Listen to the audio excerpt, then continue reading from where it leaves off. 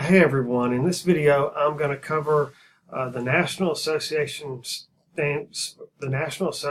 for Sport and Physical Education content standards for PE.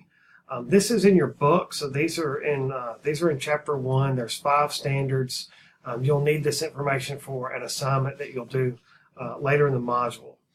The first standard says the physically literate individual demonstrates competency in a variety of motor skills and movement patterns. Really what we're looking to see from our students is that they're able to move efficiently using various locomotor skills such as walking, running, skipping, and hopping. We want to develop their coordination. They need to be able to use a variety of manipulative skills. Manipulative skills are when you're manipulating an object, like tossing a ball, throwing, catching, or kicking. We also look for them to use sports skills in various activities such as passing a volleyball, dribbling a basketball, batting a softball. So it's the same manipulative skills, but now we're starting to apply them to a specific sport. And they'll need to be able to incorporate specialized sports skills in a variety of sports lead-up games. A lead-up game is basically a kind of an introductory game. So if I'm starting to teach students how to gain basketball skills, I may teach them how to dribble, and then we may play a dribbling game, but we're not actually playing a regular basketball game. The dribbling game would be a lead-up game to help introduce them to basketball skills.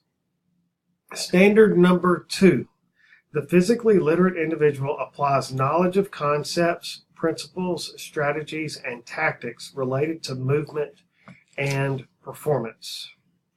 So what we're looking for this is that students understand the words that describe various relationships with objects, such as around, behind, over, through, parallel. They need to understand what those mean and be able to perform those activities. They need to appreciate the value of practice and learning motor skills. They need to understand that the more they practice, the better they'll get. They need to understand the importance of repetition and refinement in learning specialized motor skills. They need to understand how a warm-up and a cool-down can help prevent injuries. Standard number 3, the physically literate individual demonstrates the knowledge and skills to achieve and maintain a health-enhancing level of physical activity and fitness. So now we're looking for the students to understand how physical activity relates specifically to health. Some of the things that we're looking for is students show a willingness to try different physical activities. They need to be able to set aside time for play outside of school. Remember, we're working with elementary school students, so they need to be going home from school and then have some time outside where they can play. They need to be able to set physical activity goals for time and type of activity. So they need to, it could be doing push-ups. They need to have goals for how many push-ups they can do in one set. And understand how to put that together. And they need to understand how to monitor their daily activity. A lot of technology will help you do this. Students, even young students, have phones and have access to the internet, and there's a lot of things that can count people's steps or how many stairs they've climbed that day. So teaching them how to monitor their activity is also important. Standard number 4. The physically literate individual exhibits responsible personal and social behavior that respects their self and others. So part of this comes down to classroom management and how we run things. Students need to be taught how to resolve conflicts in an acceptable and nonviolent way. We'll cover some strategies for how to do this.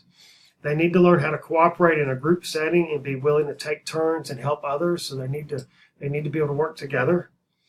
They need to understand how sports, games, and dance play a central role in modern-day culture. So we want to use PE activities to teach our students about different cultures. You'll have students in your class from different backgrounds and different cultures, and taking things from their culture and using it in your class is a great way to teach everybody about different cultures and teach them to respect different cultures.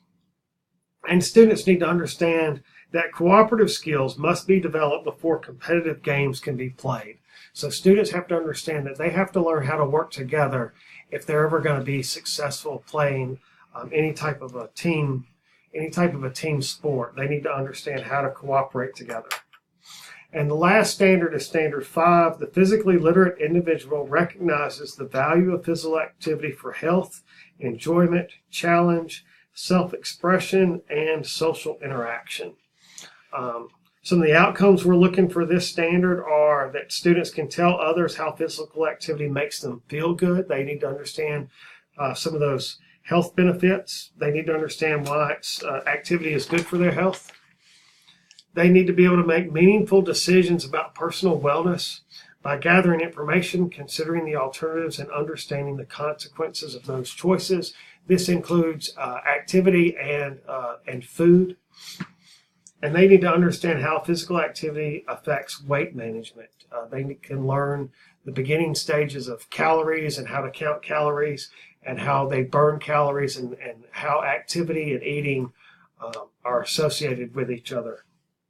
So these are your 5 national standards. They're also found in your book in Chapter 1, and we also have content components that go along with those as well. Good luck.